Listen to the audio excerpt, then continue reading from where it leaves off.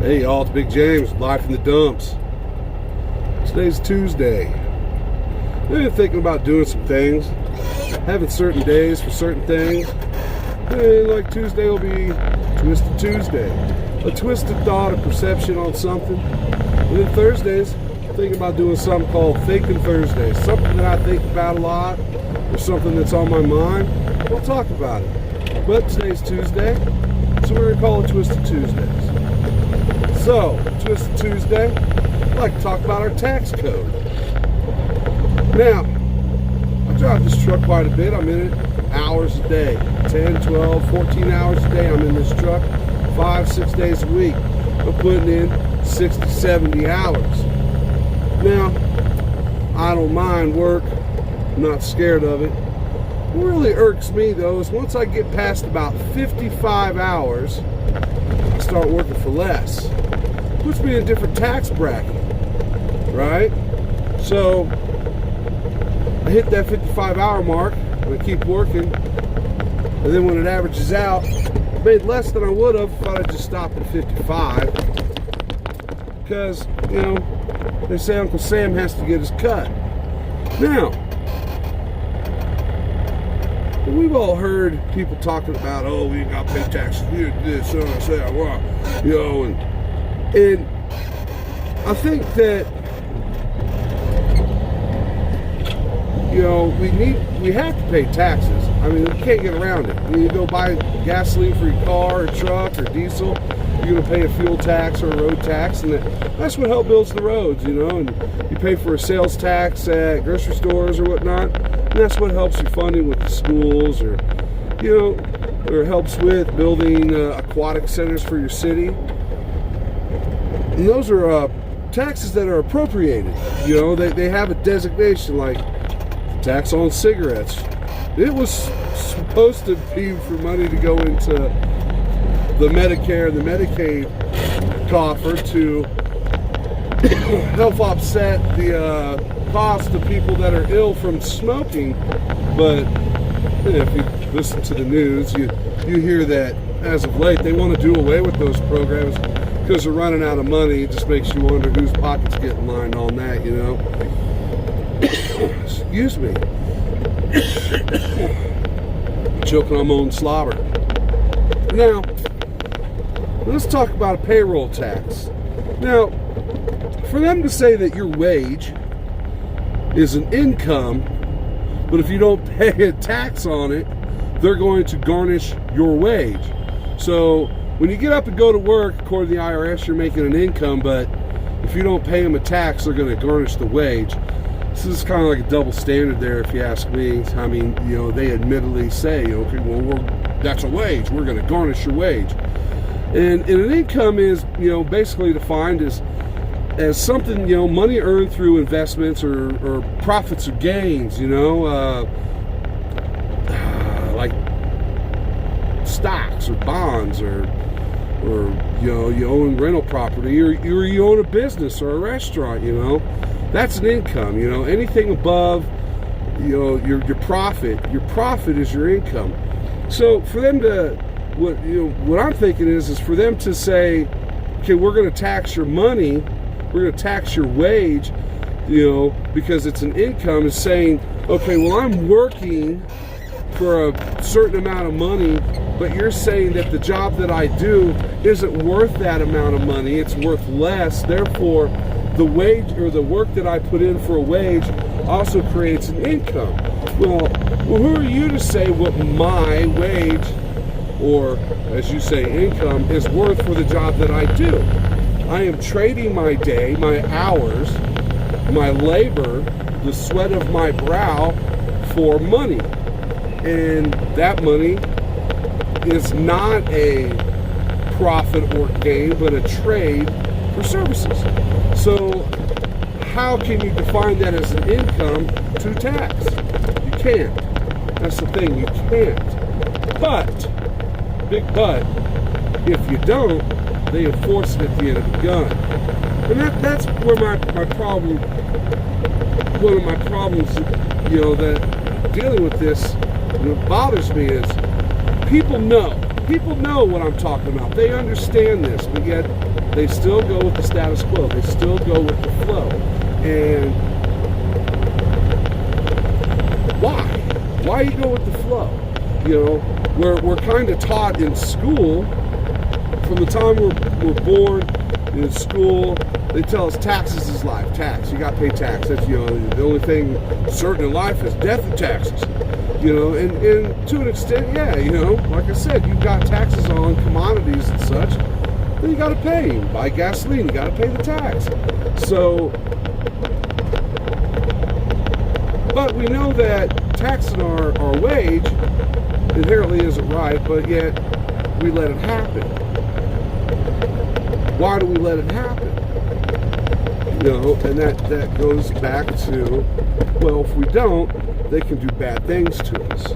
Well, they can try to do bad things to us. I mean, they've done bad things to people in the past, and they've lost in court.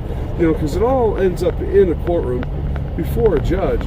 And if all you have is a wage, you're not making any profits or gains on anything. You're just collecting your wage and paying your bills.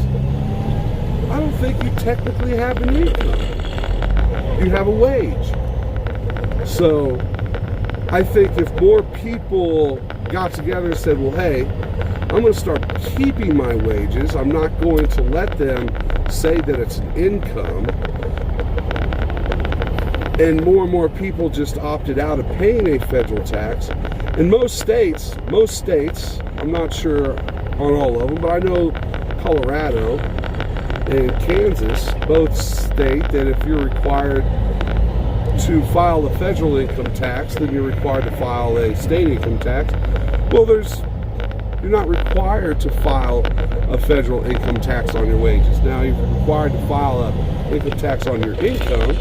So if you got a business or gobs of money in the bank that's collecting interest, you know, you've got to file on that. Now, how you get around that with an employer or whatnot, I'm not 100% sure. You know, I think if you start paying, you take a job and you let them take taxes out, you can't just say, okay, well, I'm going to go exempt, because you've already started paying in. So, I mean, you've acknowledged the system. It's something that I think that if you want to opt out, you probably ought to do it at the end of the year, you know. So at the beginning of the new year, you're not paying in on that taxable year. Therefore, you don't have to file at the end of the year because you didn't pay anything in and you're not required to. Now you say, well, you are required to. Well, I will pose the question, you know, that others have posed, you know, and I'll tell you what, if you can find the law that says that you're required to pay an income tax on your wage, you find the law that says you are required to file an income tax at the end of the year on your wage, I'll tell you what, I know that there's people that will give you $300,000 to point that law out. You know, I mean, these people have taken out full-page ads and said, if you can present the law that says we got to pay a tax on our wage, we'll give you $300,000. And that price has gone up. It originally was like $100,000 or $75,000, and they upped the ante because, you know, they want to know where it's at. And when you got former IRS agents, one being, what is his name? Robert, I can't think of his last name, but he was an IRS agent. He actually did get in trouble because he committed some fraud on some paperwork when assisting others in preparing their taxes. You know, he should have just kind of kept to himself on that. But this guy was a special agent with the IRS. You know, he worked for the IRS. He'd go to people's homes, take their stuff. He was a special agent with the IRS. And when he started questioning his employer about the validity of his job, the validity of the law, they said, well, you know, we just go by our codes. And he's like, well, I understand we go by our codes, but where's the law in which these codes are based off of? And they couldn't produce a law. They couldn't show a law that said, hey, people have to pay an income tax on their wages. And if you go back to 1913 and look, when they did the income tax law, when they voted on it, not enough states actually voted on it to ratify it and make it a law. And that was ruled on in the early 2000s by a federal judge. A federal judge pointed that out. And the Supreme Court also went on as far as to say to define wage and income in the early 2000s. They defined income as profits or gains, and wage as money earned through the trading of labor for cash. That's not verbatim, but that's, you know, I mean, when you got a Supreme Court ruling, and when you've got, you know, things, I mean, it's right there in front of you, but you still participate in the system and grovel about it, like, oh, I don't like this, but yet you're still continuing to, you know the facts, know the laws, know the rules. You know, it's kind of like that whole Area 51 thing right now. They can't stop us all, you know, and over 1 million people have signed up. You know, and that just boggles my mind, and that's a whole different video there. But you know, you got over 1 million people saying, I'll storm the gates of Area 51 and risk my life to see what's in there. Well, first off, folks, there's not much in there. You know, experimental aircraft, you know, Northrop Grumman, Boeing, you know, Department of Defense. You know, there's, you know, you need to watch that special on Netflix with Bob Lazar. You know, it's that Area S4 that's within Area 51 where that stuff is going on. You know, the reverse engineering and whatnot, so they say. You know, but hey, that, like I said, that's a whole different story. But we were talking about, we can get over 1 million people signed up for such a silly little fucking task. Pardon my French, but you can't get a nation to say, hey, what you're doing is wrong. Stop taxing me. You know, there's 300,000 people in this country. Let's just say, you know, a third of those people work. That's 100,000 people. You get 100,000 people to say, hey, all right, I'm done letting the government take money from my check to pay for an income tax that I, you know, don't fall under. You know, I'm working for a wage and I have no other income. What would this government do? What could they do if a majority of the people just said, I'm done paying federal taxes? You would see, you know, these wars dry up.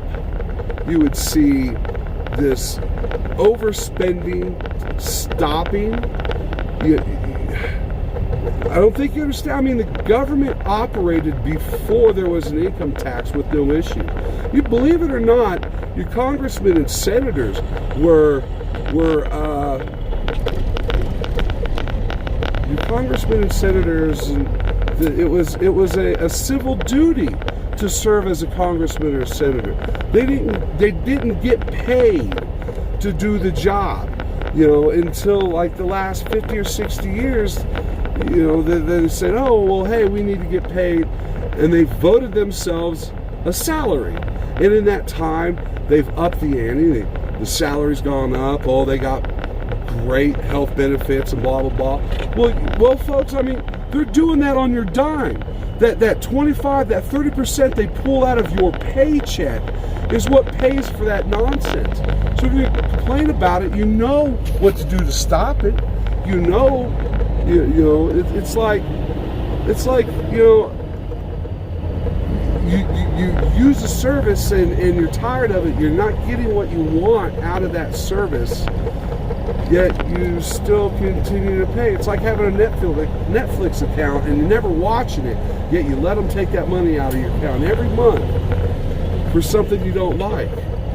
Why do you let them do it? Why do you let them do it? You know, one person or two people does it, yeah, they can rattle your chains.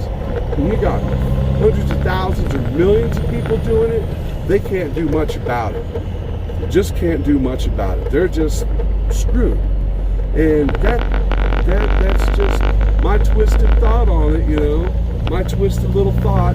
I'm sure I'm going to catch a lot of flack for this video. Oh, you're wrong, this, that, and the other. Well, I'll tell you what, though, folks. If I'm wrong, if there is a law that says I have to pay a tax on my wages, point it out. Post the link in the comments.